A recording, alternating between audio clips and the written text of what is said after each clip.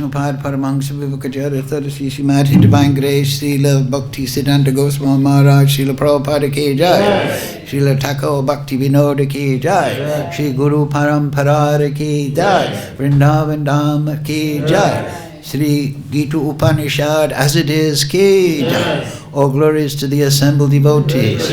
All glories to the assembled devotees. All glories to Shri Shri Guru and Gauranga. Go Premananda Hari Hari.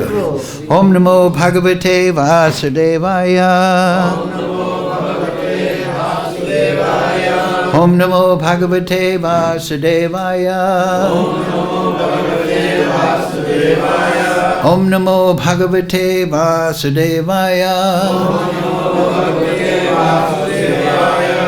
All together, please. Om Jnana Timarandasya Ganandana Salakaya Chakshurun Militam Yena Tasmai Shri Gurave Namaha Shri Chaitanya Manobhistam Stapitam Yena Bhutale Swayam Rupa Kadamayam Dadati Swapatantikam Vandeham Shri Guru Shri Yukta Padakamalam Shri Gurun Vaishnavamscha Shri Rupam Sagrajatam Sahagana Raganatam Vitam Tam Sajivam Sadvaitam Savadutam Prijana Setan Krishna Chaitanya Devam Shri Radha Krishna Padam Sahagana Lalita Shri Vishakam Vitamscha He Krishna Karana Sindhu Dina Bandhu Jagatpate Gopesha Gopika Kanta Radha Kanta Namostute Tapcha Kanchana Gaurange Radhe Vrindavaneshwari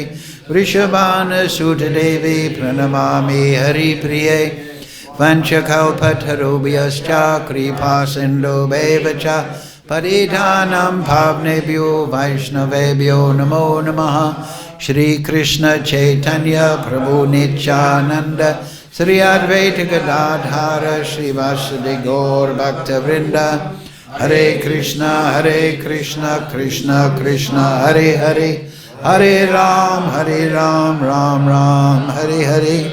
So reading from Srimad Bhagavad Gita as it is, translation and commentary, His Divine Grace, Sri Bhaktivedanta Swami Prabhupada. And today's verse 78 and chapter entitled The Perfection of Renunciation, chapter 18. So, please, we'll just go line by line because I believe they've done this verse previously, yesterday. Yeah. Yatra yogeśvaraḥ kṛṣṇo, yatra pārtho dhanur-dharaḥ, tatra śrīr vijayo bhūtir, dhruvā nītir matir mama, yatra yogeśvaraḥ kṛṣṇa, yatra pārtho dhanur-dharaḥ, tatra śrīr vijayo bhūtir, dhruvā nītir matir mama. Okay, go ahead. Yatra yogeśvaraḥ kṛṣṇo, yatra pārtho dhanur-dharaḥ, tatra śrīr vijayo bhūtir, dhruvā nītir matir mama. Yatra yogeśvaraḥ kṛṣṇo, yatra pārtho dhanur-dharaḥ, tatra śrīr vijayo bhūtir, dhruvā nītir matir mama. Yatra yogeśvaraḥ kṛṣṇo, yatra pārtho dhanur-dharaḥ, tatra śrīr vijayo bhūtir, dhruvā nītir matir mama. Yatra yogeśvaraḥ kṛṣṇo, yatra pārtho dhanur-dharaḥ, Yatra pārtho tatra śrīr vijayo bhūtir, dhruvā dhruvā nītir matir mama. Yatra yogeśvaraḥ Krishna. Yatra yogeśvaraḥ Krishna. Tatra pārtho dhanur-dharaḥ. Tatra pārtho dhanur-dharaḥ. Tatra śrīr vijayo bhūtir. Tatra śrīr vijayo bhūtir. dhruvā nītir gatimam. Nītir matir mama. Okay, Mataji, so have a go. Yatra yogeśvaraḥ Krishna. Yatra yogeśvaraḥ Krishna. Yatra pārtho dhanur-dharaḥ. Tatra śrīr vijayo. To śrīr vijayo bhūtir. dhruvā nītir matir mama. Dhruvā nītir matir mama. Yatra yogeśvaraḥ Krishna. Yatra yogeśvaraḥ Krishna. Yatra pārtho dhanur-dharaḥ. Yatra pārtho dhanur-dharaḥ. Tatra śrīr vijayo bhūtir. To śrīr vijayo bhūtir. dhruvā nītir matir mama. Dhruvā nītir matir mama. Okay, oh, go on. Go ahead. Yatra Yogeśvaraḥ Krishna.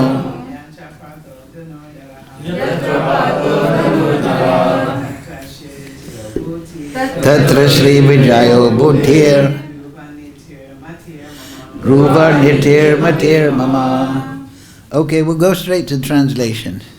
So, by Srila Prabhupada, what are the wherever there is Krishna, the master of all mystics, and wherever there is Arjuna, the supreme archer, there will also certainly be opulence, victory, extraordinary power, and morality. That is my opinion.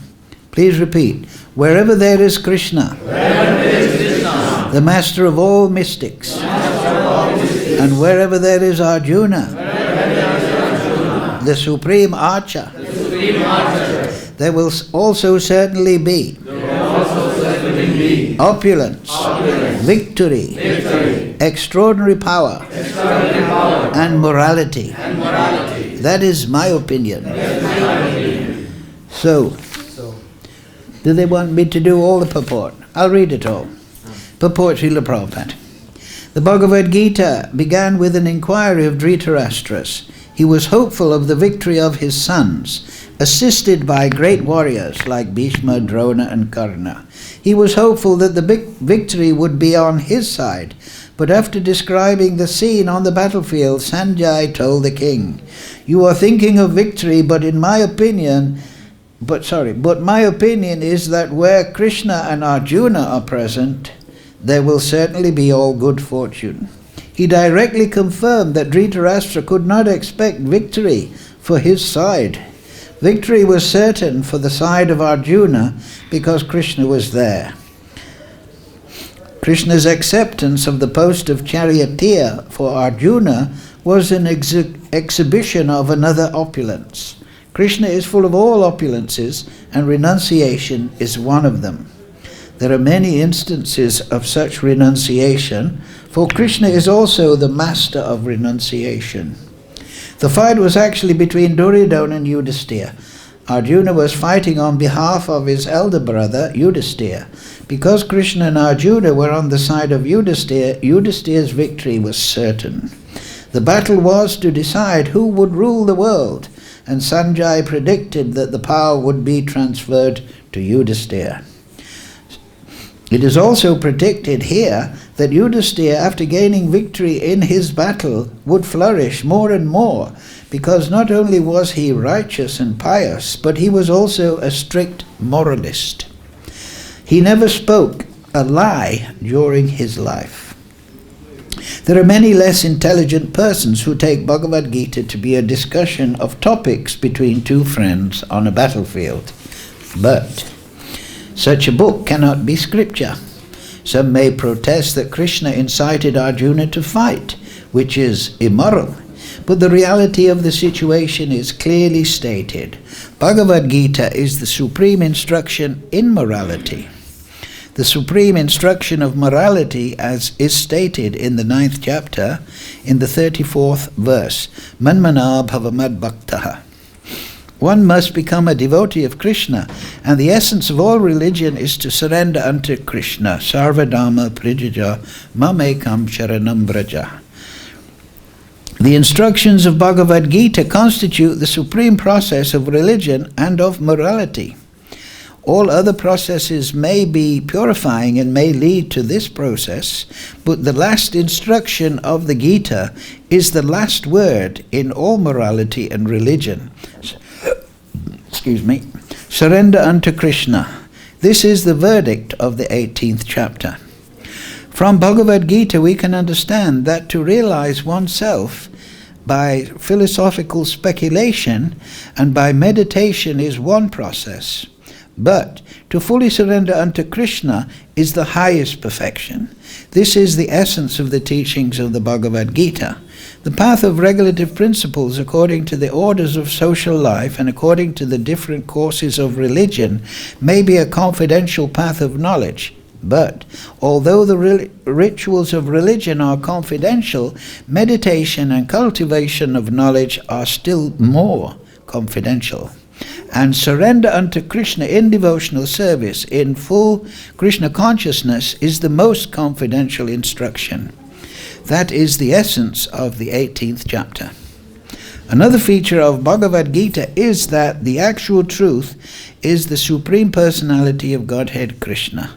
The absolute truth is realized in three features: impersonal Brahman, localized Paramatma, and ultimately the Supreme Personality of Godhead Krishna.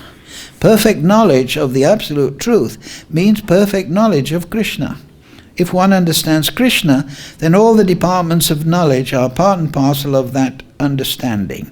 Krishna is transcendental, for he is always situated in his eternal internal potency. The living entities are manifested of his energy and are divided into two classes, eternally conditioned and eternally liberated. Such living entities are innumerable, and they are considered fundamental parts of Krishna. Material energy is manifested into 24 divisions. The creation is affected by eternal time, and it is created and dissolved by eternal energy. This manifestation of the cosmic world repeatedly becomes visible and invisible. In Bhagavad Gita, 5 principal subject matters have been discussed: the Supreme Personality of Godhead, material nature, the living entities, eternal time, and all kinds of activities. All is dependent on the Supreme Personality of Godhead Krishna. All conceptions of the Absolute Truth, the impersonal Brahman, localized Paramatma, and any other transcendental conceptions exist within the category of understanding the Supreme Personality of Godhead. Although superficially the Supreme Personality of Godhead, the living entity, material nature, and time appear to be different, nothing is different from the Supreme. But the Supreme is always different from everything. Lord Chaitanya's philosophy is that of inconceivable oneness and difference. This system of philosophy constitutes perfect knowledge of the Absolute Truth. The living entity in his original position is pure spirit. He is just like an atomic particle of the Supreme Spirit. Thus Lord Krishna may be compared to the sun and the living entities to sunshine.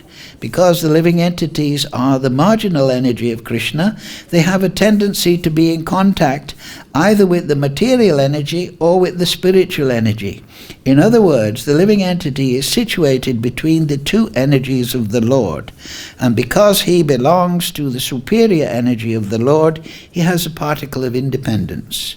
By proper use of that independence, he comes under the direct order of Krishna. Thus he attains his normal condition in the pleasure-giving potency. So very comprehensive purport, summary in Prabhupada's purport. Makam karochi vachalam bhangam laite girim yad kripa tamaham bande Sri Guru dinatarinam. Yatra yogeśvaraḥ kṛṣṇo, yatra pārtho dhanur-dharaḥ. Tatra vijayo bhūtir, dhruvā nītir matir mama. Wherever there is Krishna, the master of all mystics, and wherever there is Arjuna, the supreme archer, there will also be certainly opulence, victory, extraordinary power, and morality. That is my opinion. So, Yes, this is the final verse in the Gita. But of course, the Gita is part of the Mahabharata. So the Mahabharata was written by Vedavyas, especially for Kali Yuga. Striyo Vaishyastata Sudras. It is the Vedas in story form. So the most in parts of the Vedas are the Upanishads. So this is why this part of the fifth Veda, the Mahabharata, is called the Gita Upanishad. So it summarizes, as Prabhupada has done in the purport, all sorts of action, the Supreme Personality, karma, everything. So it's a wonderful book. In the original four Vedas, there are four departments: Brahmanas, Samhitas, Aranyakyas, and Upanishads. The Samhitas means collection of prayers. So therefore in the Vedas there's many prayers to Vishnu, to the different devatas. Then the Brahmanas is the yagyas that can be performed. So that is karmakanda, a lot of it is karmakanda, how to perform different yagyas. How to perform, that's in the aranyakas. That is discussions between the guru and the disciples on how to perform yagyas.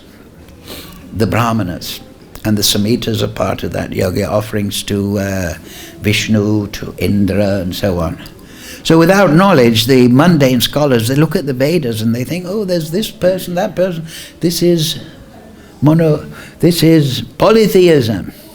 Because they're not in disciplic succession, they don't have Guru Parampara, they don't have Shastra understood properly through the Acharyas. So then the Upanishads are there, and Upanishads, they direct the student of the Vedas to transcendence, Upanishads. They, just like the summary of the Upanishads, also the Vedanta Sutra, Atato Brahma Jignas. What is the Supreme? You may be offering prayers, Samhitas, you may be performing yagyas, but what's the point of it all? Right? What's the goal? So here in this verse, we see that Arjuna is called the archer. All right? So if you remember in the Mahabharata, there was the story, Arjuna, he went to the Swayamvara of Draupadi, right? And they had to show their skill. King Draupadi, he was, right? So they had to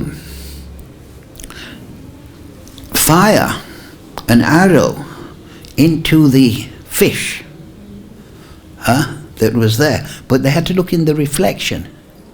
Right? The eye of the fish.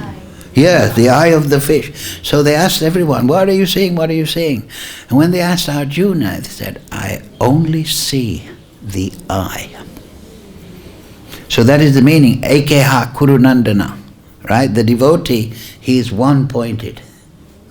So this is yatra yogeśvaraḥ Kṛṣṇa, yatra pārtho dhanur-dharaḥ. When you fire your arrow, you have to be looking at your destination.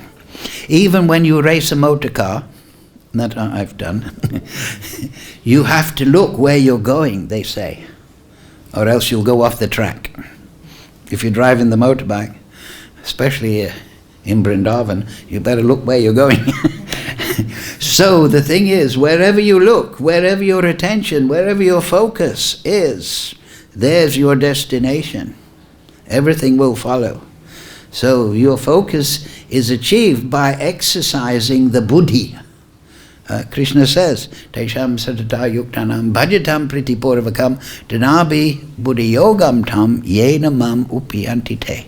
So at the beginning, bhakti is often called buddhi yoga, because we're meant to exert the intelligence to focus on transcendence.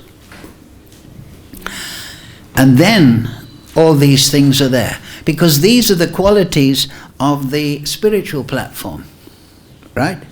If we focus in this material world, if we make our destination enjoyment of the material energy, dhanam, janam, sundarim, wealth, societal position, followers, whatever, fame, and then sex life, if that becomes the only destination or focus of our life, then we return to the cycle of birth and death, when this body inevitably is finished.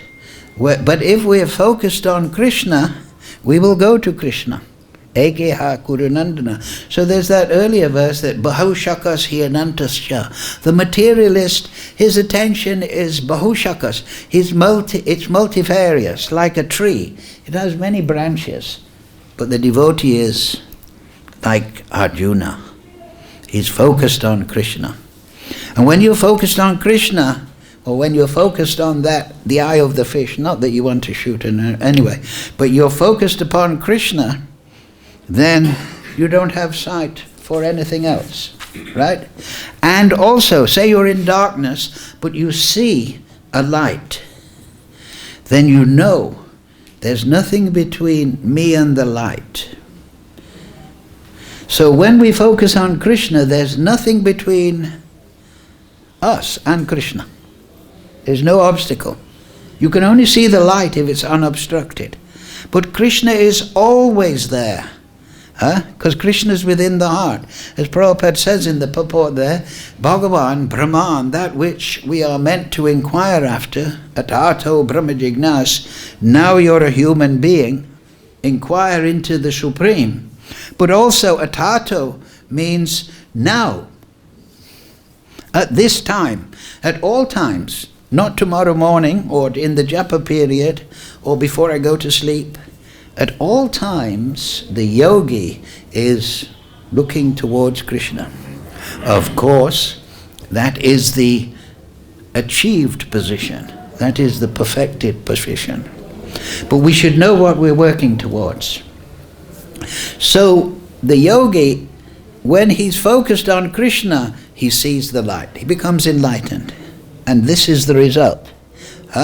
Because this is the quality of the spiritual world. There will also be opulence, right?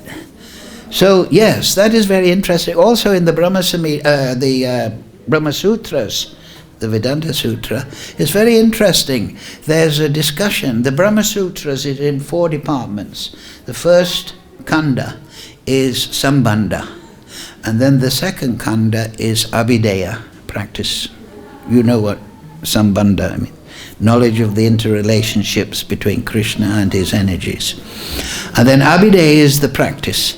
And then the third part is Prayojan Tattva. And the fourth kanda is Moksha Kanda. In that section, it explains the condition of liberation. So there's a very interesting Baladev Vidyabhushan in one of the purports there. He explains that opulence, that the devotee in liberation, whatever his particular relationship is with the Supreme Lord, achieves opulence practically on the same level as Krishna. And Baladev very interestingly explains that this has to be so, because in Vaikuntha, whether it's in Haridham or in Golokadam, the devotee has to have practically the same potency as the Supreme Lord, or else he can't relate. But Baladev Bhushan, he explains there is one opulence that the Supreme Lord doesn't bestow upon the devotee, because it would cause confusion, Baladev says. And that is the ability to make a creation. You see, this creation, the material creation, the spiritual creation, the Brahman, the laws that govern the material energy, the karmic laws, the liberated condition, the rasas of the spiritual world. These are all an creation, they're all an expression of the Supreme Lord. So when the devotee is liberated, he relates to Krishna as an equal. That is opulence. But even in the material world, we read in the Vedas of the different rishis, they may create planets or this and that. But this is all by the potency of Krishna, and it is done under the governance of Krishna, the guidance of Krishna. So that opulence Krishna maintains. Aham sarvasya prabhavo matak sarvam pravartate iti matva bhajanti mam bhūta bhava samanvita. So that is how the Vedanta Sutra starts to explain the Supreme Lord. He is the source.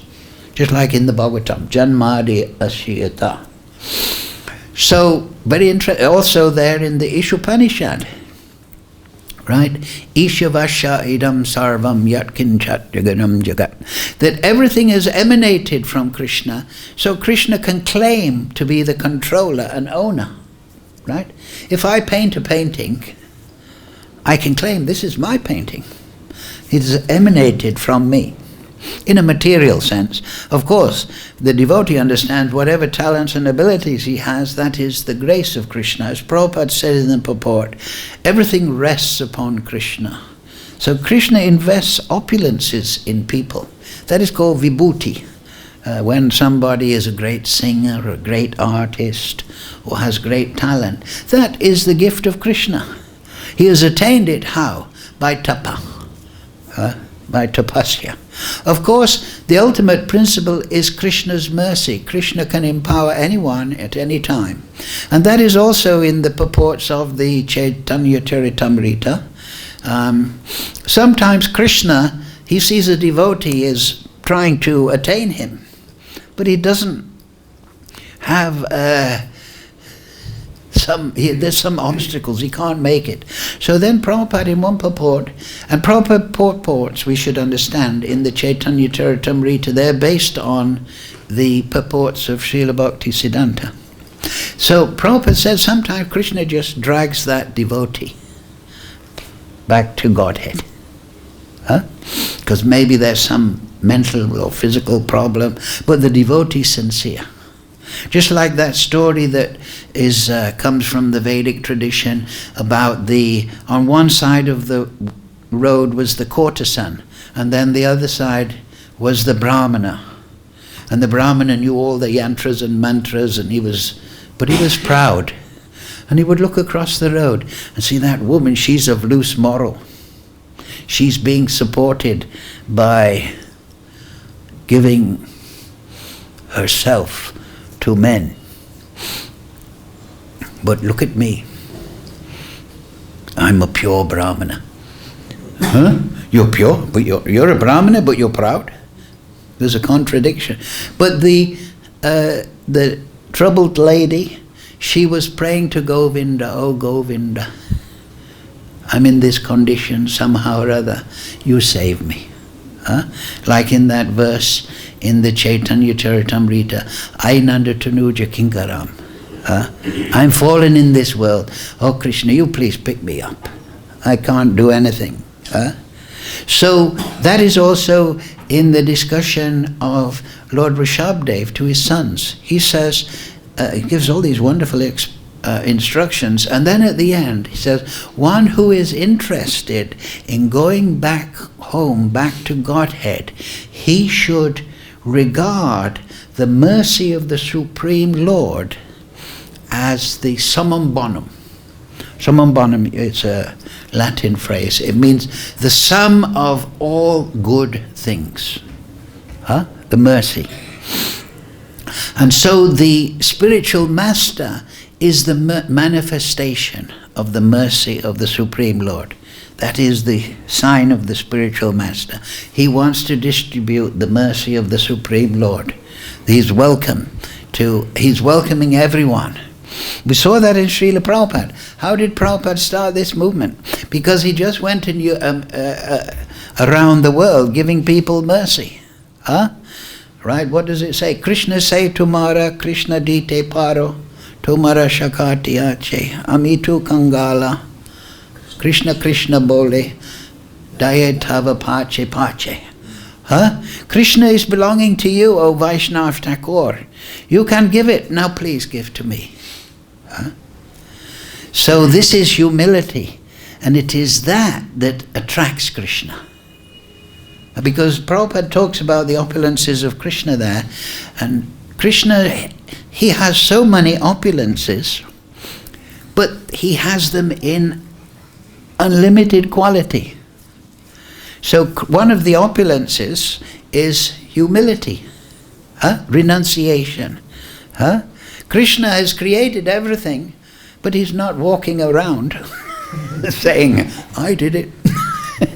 No, his humility, and also he's given free will to the living entity. This point is often, well, if Krishna gave us free will, then why are we in trouble?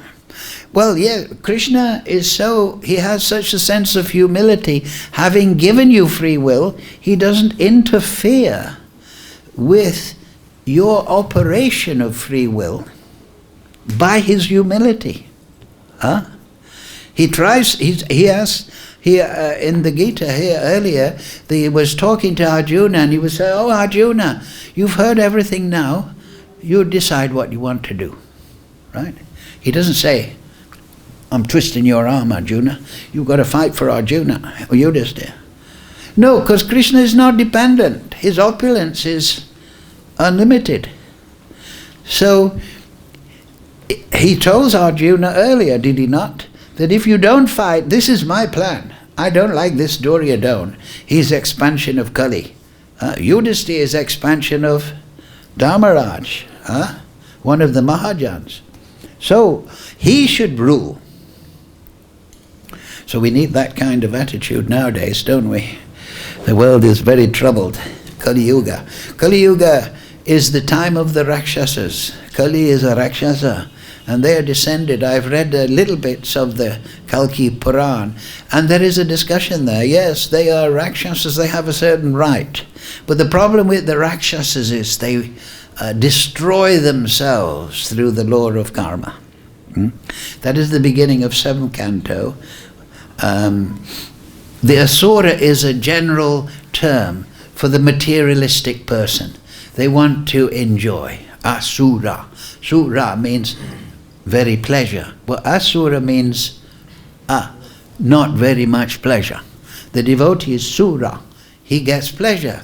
As Prabhupada finished the purport there, from the pleasure-giving potency. He gets the opulences of Krishna. But that's not his goal. His goal is to give loving devotion to Krishna and his devotees. He's not in a condition of need. He's Atmarama. Krishna is Atmarama. So the opulences of the spiritual world, unlimited, the opulence of Krishna, they are part and parcel of spiritual life in the liberated condition. That's interesting to note. That's also in the Nectar of Devotion, that Krishna Prem is so powerful in its highest regions that the devotee cannot maintain contact with the material body. Because he becomes so forgetful of this material body in the higher realms of Krishna Prem, and the emotions are so powerful, so opulent, that to contain, the material body can't contain it. It's quite something to contemplate. Because there's different levels of prem, right? Prem, anurag, harag, so on, so pranayaman. So the higher realms are not experienced by a devotee in this material world. But in the spiritual world, the opulence of Krishna is fully bestowed. But people in this material world, they think, oh, I've got a few rupees in the pocket. I'm opulent. I've got more than the tom-tom driver. I'm better. Right? People think, especially Kali Yuga, it's the money culture. I'm better because I have more money, right? Now we have all these demoniac elites in the world. They think, oh, we've got the most money, so we can decide the direction of society. And because they're Rakshasa mentality, the Rakshasa, there in the 7th canto, the Asura wants to enjoy the material energy. But the Rakshasa wants to control. He wants to be the big man. Duryodhana. It's said, I once read, that Duryodhana didn't like to have an umbrella over his head when he went, because he thought, nothing should be above me. Well, obviously he didn't go walking in the kingdom during the rainy season. But that's one of the things I've heard. So the Rakshasa, he wants to be the top, right? And you can see that element now in society, right? Everyone wants to have the gold medal. They want to have the most. I want to be the top. I want to be top of the league. So this is the society. It's become competitive rather than cooperative. So the Suryas, they cooperate. The Asuras, they're not necessarily again. I remember in London we used to go on Saturday night on the down the West End, which is where all the bars and clubs and theatres and cinema are, you know, and Saturday night people are out. So we'd have a big kirtan party, we'd go down the road, and we'd be going down by the pubs. So we'd do it regularly every Saturday. So we'd go past the same pubs. So the people in the pubs would come out and they'd drink. With a drinking on Hare Krishna, Hare Krishna. So the Asuras are not necessarily overly demoniac, but the Rakshasa is the problem. Because, oh, look at him. He's worshipping somebody other than me. Right? So they don't want that. Huh? Just like communism is a Rakshasa. There's no God. You must worship Stalin and Lenin. And you know, they march around with some human being. The worship of man as God. You should be able to recognize these streams. This is the Rakshasa, and this is what's going on. We're in charge, and you'd better comply. That is Rakshasa mentality. The sort of thing, if you want to chant Hare Krishna, okay, go ahead. And because they're dancing with a glass of beer in hand, they're getting some sukriti, right? Might take some time, but they're getting some benefit. That is Sankirtan, that is the kripa, that is the mercy. So the Rakshasa, they want to control. But Yudhisthira, and that is the conversation in the Gita, he wanted to know to serve. That is the Dharma. So the opulence is to serve. And it's interesting, this is the end of Gita, but of course the Mahabharata continues. And you know what happens next? In this Yudhisthira, okay, Arjuna returns to the ranks and he thinks, I'm going to fight. So Yudhisthira thinks the battle's going to go on. So he gets down from his chariot and he walks across the battlefield. And many of the soldiers on both sides are thinking, Yudhisthira is going to compromise with Duryodhana because he's scared of the battle. There's conversation in the ranks. What's he doing? But Yudhisthira, he approaches Bhishma and Dhristadyumna and all his gurus, and he goes to Bhishma first, his superior and family-wise and everything, and he says, please, now the battle will proceed. Please give me permission to fight with you. You're my superior. And then he went to Dhristadyumna, the Astra Guru and so on, and took permission. So this is Dharma.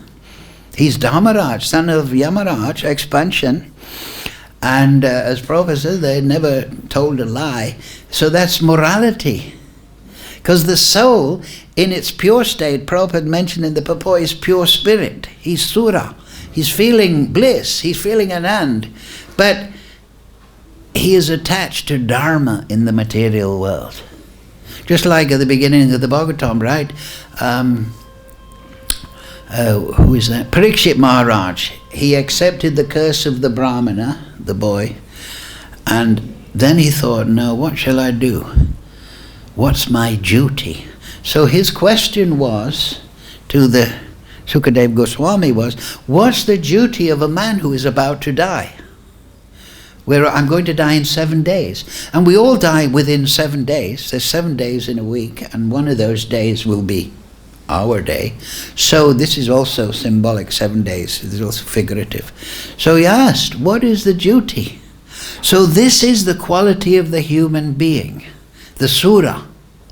He's not trying to control like the Rakshasa. He's trying to serve. He's not trying to enjoy like the asura, but what is my duty? So this is the big discussion throughout all the Vedic literature. What is dharma? What is the duty of a human being? And it is that when at the beginning of the Vedanta Sutra it says atato brahma jignasa. Atato means now that you are performing dharma. There's different interpretations. That, of course, it's a sutra. So atato,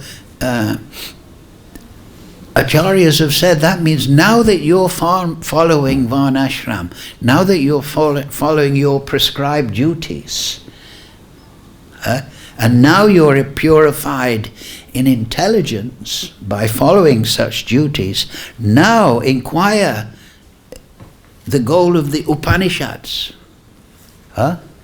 Where to shoot your focus, where to fix. And that is your dharma. And so that comes, varnashram is the format within which sanatan dharma or jaiva dharma can be performed, which means what? Shravanam, Kirtanam, Vishnu, Smaranam, Padasevanam, Achanam, Bandhanam, Dasyam, Sakyam, Atmanaveda. The 9 Navavidha Bhakti, the 9 practices of bhakti. So that is the supreme dharma, because that liberates the soul from his attachment to the material world, and he becomes perceptive of the absolute truth. And then, by that focus of his consciousness on the spiritual platform, he becomes eligible to transfer to the spiritual platform, rather than remain in the material world and go through this flux of material energy, being born in this situation, being born in this situation, and the karmic effect.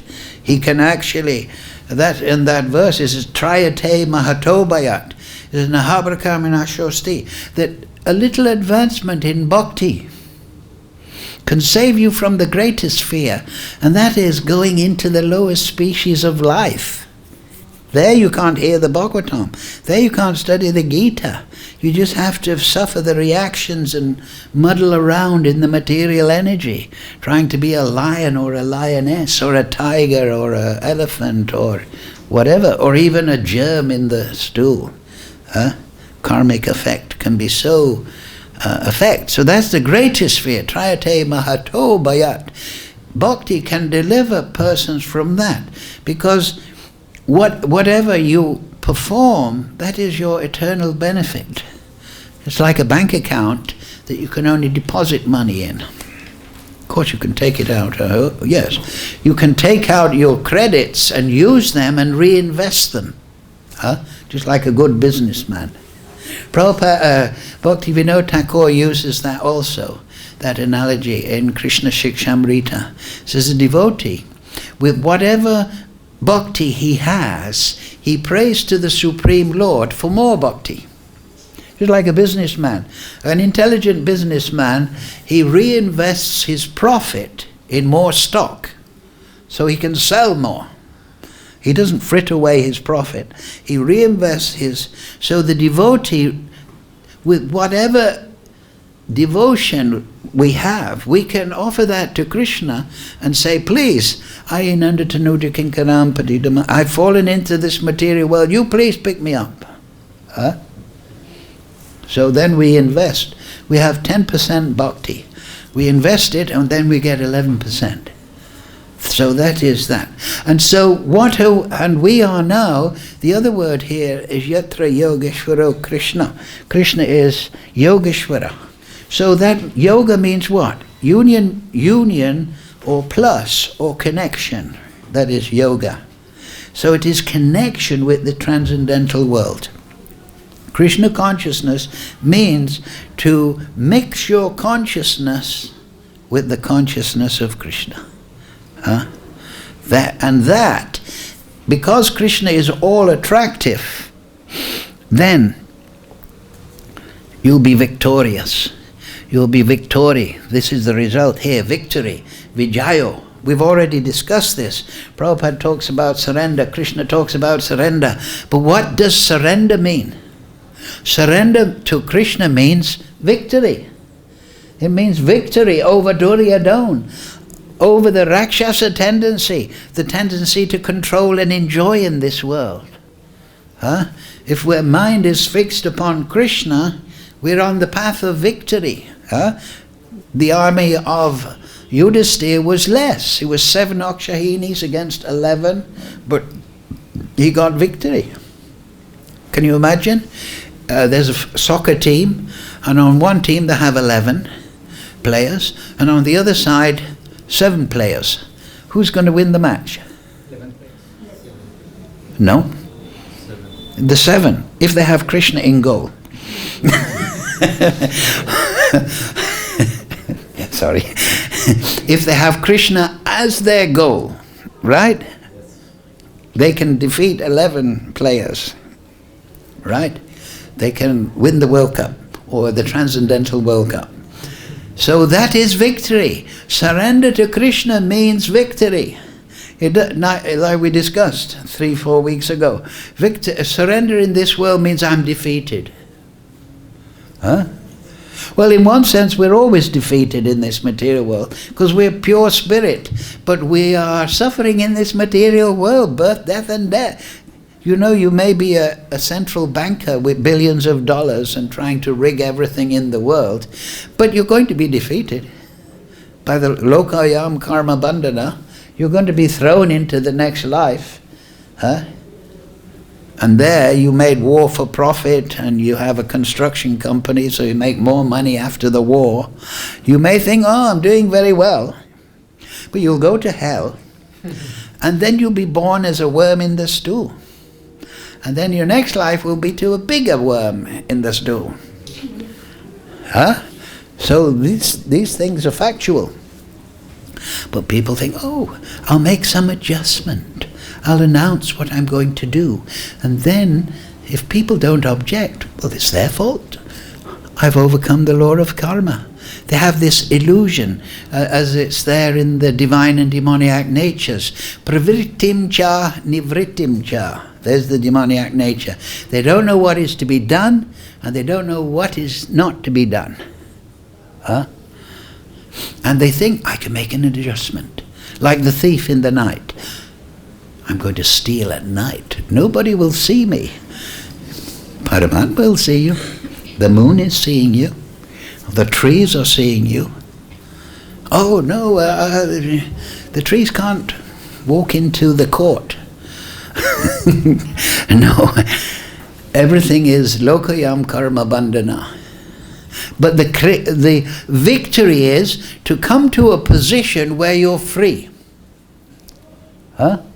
So surrender to Krishna means you become liberated from the laws of karma and you live eternally. In the spiritual world there's no karmic effect. There's no effect of time. Prabhupada says there there's 24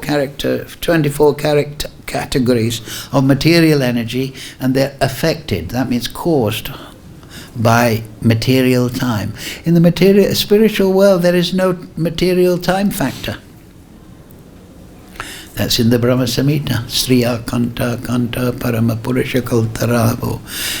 There's no material reactions, nobody's bound. Everyone's liberated. So that condition of life we learn from the acharyas and from the Srimad Bhagavatam. Kalo nasta drisham esha paranaka dunodita. Where is Krishna now? The sages asked Sutta Goswami. Krishna's gone. He's gone to his own abode. Where is Krishna Swadharma Pagate Dharma Gya? Everything is in the Srimad Bhagavatam. So the most important Vedic literature, the Amulaparan, it is the fruit. It is the expansion of the Vedanta Sutra. It's the expansion of the Bhagavad Gita. So there, the ultimate Dharma is there. The ultimate Dharma, the Srimad Bhagavatam is a Rasa Shastra, and it is simply incident of Krishna and his devotees. Starts with Queen Kunti, Dhruva Maharaj is there, Prahlad Maharaj is there, Ramchandra and his devotee. And then the apex is the elucidation of Goloka Leela in the 10th canto. So what does Lord Brahma say? Stane shruti katan tanuvā manobir. After the he hid the cowherd boys, then he offered prayers to Krishna. And that's one of the prayers. Prabhupada would always quote that. Stane shruti katan tanuvā mano. Whatever your situation, just get the Bhagavatam and hear it. Hear it and offer your obeisances to those. That means namaskaru. Listen to the Bhagavatam as if you're in the presence of Krishna. Right? What would you do if you saw Krishna? You would, You would be overawed. And that is victory. That is victory. What's that verse? Janma kama tame divyam evam yo. If you understand Krishna, his birth, his activities, then you never take birth. That is victory. Then what's the other thing? Extraordinary power, Shakti, right? Arjuna, he was not the most powerful of all those Maharatas. That Bhishma, Bhishma, he got the name because I won't get married. So he maintained his brahmacharya, he became very powerful. So Bhishma, a very fierce vow, he had extraordinary power. Arjuna is like a little boy. Maybe that's exaggerating. No offense, Arjuna. But he was considered the most powerful. Right? But he was... Krishna even took the chariot wheel. And Bhishma thought, oh great, I've got Krishna to fight. Because he had that relationship. So he was happy. Oh, God, Krishna's fighting. So that power is there. So that power is, Krishna is the charioteer of everyone. So he is the charioteer of even the materialists. He's the charioteer of the devotee. So this is the important point. Right? Sadhunam hridayam tvaham. Right? The saints are my heart. The sadhus are my heart. And the sadhus have nothing but me in their heart. I know no one but them, and they know no one but me. This is very beautiful, is it not? This is Krishna's I love my devotees and they love me. So Krishna is equal to everyone, but his devotees, he has a special. So this is the fact, that Krishna is attentive to everyone. He's giving instructions in the heart in the form of conscience. But the devotees, he's specially don't. He's always attentive to his devotees. Name bhakti pranashati. So that is victory. That is extraordinary power. The devotee has Krishna on his side. Prahlad Maharaj, right? He just did smaranam of Krishna and Hiranyakashipu. What's going on? But he's Rakshasa, right? Rakshasa is ready to kill his own son. This is Kali Yuga. So we have to take shelter, and we take shelter of Krishna. Extraordinary power, benefit is there. But we must qualify. It's not a matter of putting tilak on. Well, we can do that. But what I mean to say is we must qualify by our sadhana, by our lolam, our sincerity. Just like that lady of easy virtue. What was her victory? Her victory was that she was renounced.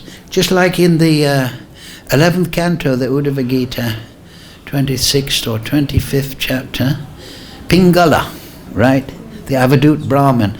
My guru is Pingala. Because she was sitting there one day, she was also a courtesan, a woman of, difficult virtue. And she once said, oh, what is this world? They're coming and going, and I'm just giving fake love, and they're giving me fake love with money. And what's the point of it all? And she became renounced.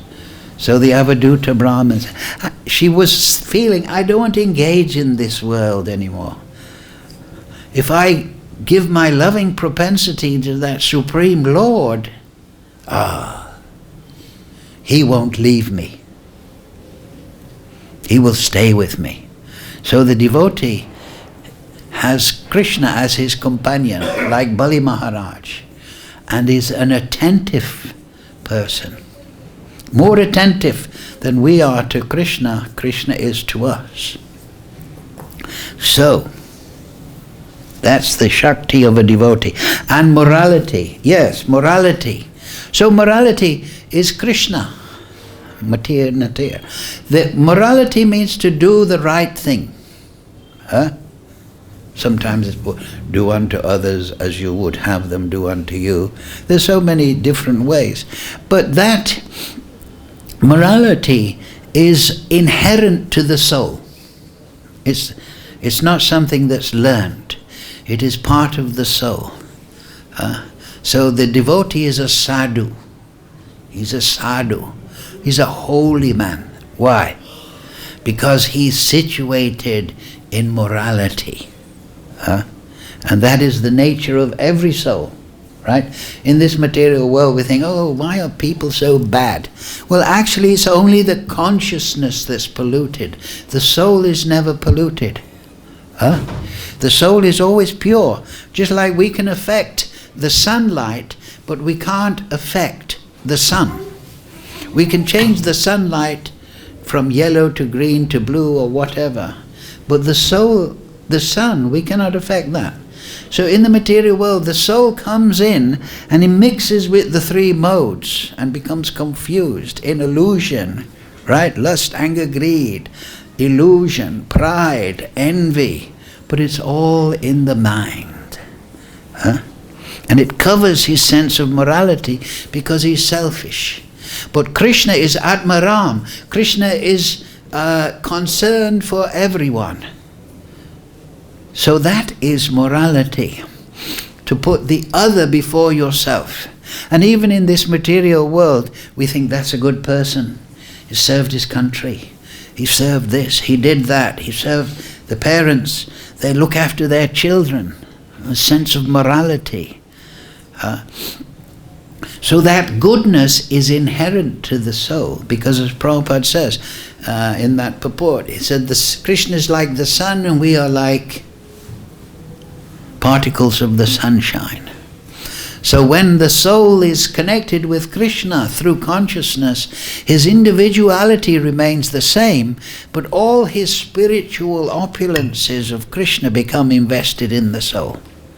And then the living entity, he manifests the morality of the Supreme. And that means unselfishness, concern, kripa. So these two things are very important for the sadhaka. He should gain siddhanta. At the beginning of the Chaitanya Charitamrita it says, those that are lazy in understanding siddhanta, the dashamula, the 10 primary points of the Veda, their progress will be delayed.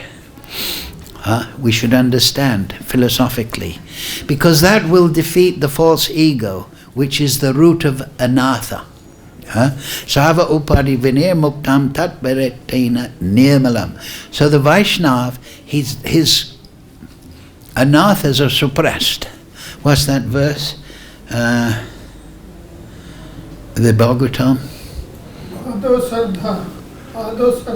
Yeah, no, but there's another one, Narayanam Namaskritya, and then by hearing the Bhagavatam, the modes of passion and ignorance, Nasta prayesho badresho nityam bhagavata seva bhagati uttama sloke bhaktir bhavati naistike, right? And that's also in that other Nityasiddha Krishna Prem Sadhu Kavanai Shravanadi Sudade Karide Udai. All the good qualities are there in the soul. They are inherent, they are intrinsic. But because the soul is trying to control and enjoy, Prabhupada finishes that point, that we're tatasta shakti. We have gone the wrong direction. It's there in the Brihat Aranya Upanishad. It explains that the living entity is like a fish in a stream. He can go to one side or he can go to the other. His tatasta shakti is emanated from Mahavishnu. So in the causal ocean he can choose to accept the supremacy of Krishna, and then he enters the spiritual world and his Swarup manifests properly, or he can go into the material energy and think, oh, why should I accept somebody who's bigger than me? I'm going to be the big man. But then the material energy will fulfill those illusory ideas, but it's designed, right? That's in the Navadvip Mahatmya of Bhaktivinoda Thakur. Simantadvip. Maya Devi approaches Nityananda Prabhu. Nityananda is going on a parikram. And she said, oh, the Vaishnavas hate me because I'm Maya Devi. But then Nityananda says, no. Actually, you're the friend of the Vaishnavas. You're the friend of the living entities. Because you teach those people that they can't enjoy in this world. So the material energy fulfills the illusory ideas of mastery and independence. But then the laws of karma and Maya Devi say no. Like the mother gives a slap to the living entity. What are you doing? You like chocolate, but you can't just eat chocolate. You've got to eat your vegetables. So we try to enjoy, but Maya Devi, you try to enjoy the material energy, and the more you try to enjoy, the bigger the headache. Like the man drinking daru. Oh, I'm feeling great. The more he drinks, the more his headache. Right? So therefore, yes, live a regulated material life according to Vaidhi and Varnashram and the advice of the sages. But understand that if you try to go overboard, you're going to have a problem. And put Maya Devi, just like Krishna, Paramatma is like the route master. You're driving in your car and the route master says, turn right after 2 streets. But you don't turn right. The route master says, turn the car around, then turn left. He gives new instructions, right? You know these, they have them in cars. I don't want, on the bicycle you don't need. But, so Krishna's Paramatma and Maya Devi, they're always giving instructions. You've gone the wrong direction, you didn't listen to me, but now I'm going to give you directions. So Krishna's always there. This is the point. Particularly for the devotees. And to realize that presence of Krishna in your life is the first stage of bhakti. We chant Hare Krishna, Krishna Krishna, Hare Hare, Hare Ram, Ram Ram, Hare Hare. And so when we chant, we should be attentive to find the presence of Krishna in our chanting. How to do that? By seva bhav. What's that? Yagyanam, Japa Yagyanam, 4th chapter. Krishna explains that of all sacrifices, I am Japa. Particularly in Kali Yuga, right? This is beginning of Kali Yuga almost. So, Nam, then Rupa. So, Nam, the first stage of experiencing Nam properly is by Bhuta Shuddhi, purification. I'm the spirit soul. So I'm chanting in a sense of yajna. It's my offering to Krishna. Then you're entering seva bhav. Oh, I don't want to offer to Krishna, I don't know who is Krishna. Krishna explains in the Gita, Aham Pita Pṛthā. I'm your father. We have respect naturally for our father, affection. So we may not have rasa with Krishna in one of the, Dasya Sakya Vatsalya. But we should understand that Krishna is the origin. He's our origin. So we should have that feeling. Krishna has brought me into existence. I could easily not exist. But Krishna has created me. So on that basis, thank you, Krishna. So then your seva bhav, your attitude of dutiful compliance with your father is there. It's not exactly the rasa of the Chik Shakti, but it is understanding that, wow, I am alive, Sat. I am alive, I'm Chit, I'm conscious, I'm self-aware. And then you can enter, as Prabhupada finishes the purport, then you can enter into the pleasure potency by seva bhav, by being thankful to Krishna. So that will bestow, that seva bhav will bestow perception of Krishna in his name. And then you will naturally think of the rupa of Krishna. Huh? If you think of a friend's name, then the picture. So these two things are very important in sadhana. The two most powerful senses are hearing and sight. So when we chant, we should feel the presence of Krishna, then automatically the rupa of Krishna will come into the mind. And we can use our chanting like offering flowers at the lotus feet of Krishna. And then as we realize Krishna, we will realize guna, Krishna's nature, his merciful nature, his kripa. Huh? And what is the Leela of Krishna? That is next. So before Leela, part of Leela is Sangha, his devotees. Huh? Oh hey Vaishnava Thakora, right? Doyara Sangara. Through the Vaishnav, through the Uttamadikari, we enter the Leela of Krishna by their grace. Krishna say Tomara, Krishna dite paro, Tomara shakati ache. Amito Kangala, Krishna Krishna boli, Daya tava pache pache. Huh? So, through the Vaishnav, through the mercy manifestation of Krishna, we enter the Leela of Krishna. Huh? So that's Bhagavad Gita. And we enter, as Prabhupada says, the pleasure-giving potency. Hare Krishna, Krishna Krishna, Hare Hare, Hare Ram, Ram Ram, Hare Hare. Okay, any question?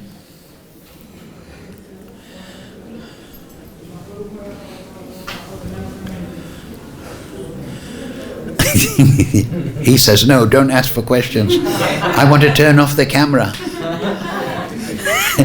Keep this, don't edit this part out. Is it live? Oh, hello there, the world. Happy New Year. But remember what Bhaktivinoda Thakur said. Forget the past that sleeps, and ne'er the future dream at all. But act in times that are with ye, and progress ye shall call. So, in the Brahma Samhita, or the Brahma Sutra, it says, Atato Brahma Jignas. So that means, now is the time to chant. Right? Now is the time to inquire in the Absolute Truth, and by grace of Mahaprabhu Nityananda, the holy name is the way we inquire with seva bhav. Hare Krishna, Krishna Krishna, Hare Hare, Hare Ram, Ram Ram, Hare Hare. Okay, he's run away. You can ask a question. And there is prasadam also for devotees. For the devotees? I'm like Ganesh. Okay. No, you can take the 3 boxes. No, my sister on WhatsApp yesterday, she sent me a message. She said, you look like Ganesh. So I, there's a camera phone. She's been to Vrindavan. She's been even to Kaligandaki. She worships Shalagram. So she asked me, she said that, you look like Ganesh. I thought next time I'll turn off the camera. No, sorry, Ganesh. So I sent a note back. Are you talking about my face or my stomach? I didn't get a reply. She'll probably say both.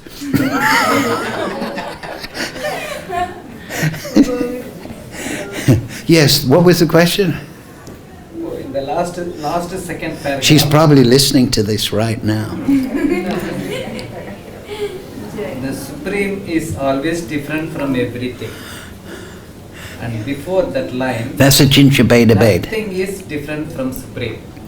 Yes. Sometimes he said, Agam Sarvasya Prabhu, I am everything. And here said, but the Supreme is always different from everything. Yes. How to Well, that's a Chincha-beda. Vasudeva Savamiti. Everything is the expansion of Krishna. And Krishna is there.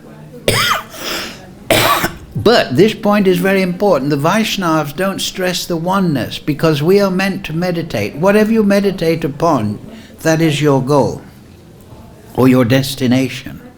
So we don't, like the Mayavadis, think, oh, my Tom is the Supreme Lord because he's providing me money. We, in Vaishnava, Mahaprabhu particularly, he has said, meditate on the transcendental Lord. So by saying that, this point is made, that Krishna is separate from the material energy. He is transcendental Lord. But it is non-different from Krishna because it is his expansion. Just in the same way that sunlight is non-different from the sun. But at the same time, the sun is separate from the sunlight.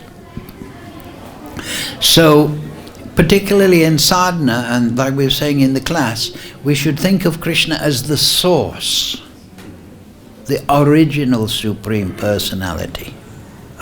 Yes, his bhūtir, what is that verse? Yad yad vibhūtimat satram srimad urjitam evava tat tat eva charo gyanga myasambhavam. Know, Arjuna, that all wonderful and sparkling creation is coming from me. It is just a spark of my splendor.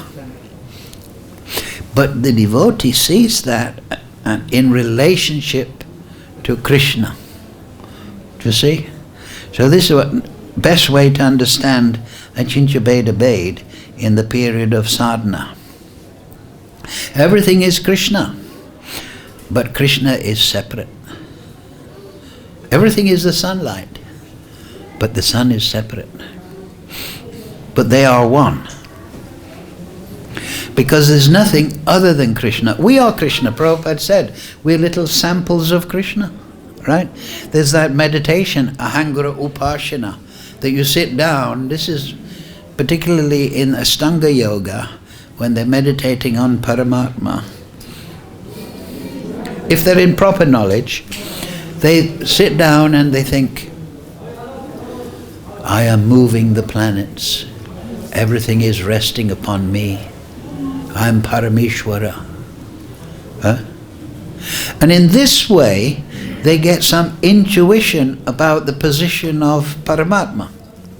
Now, if they're properly instructed, they won't think, I am Paramatma. But just like, for example, somebody may think, I wonder what it's like to be Narendra Modi.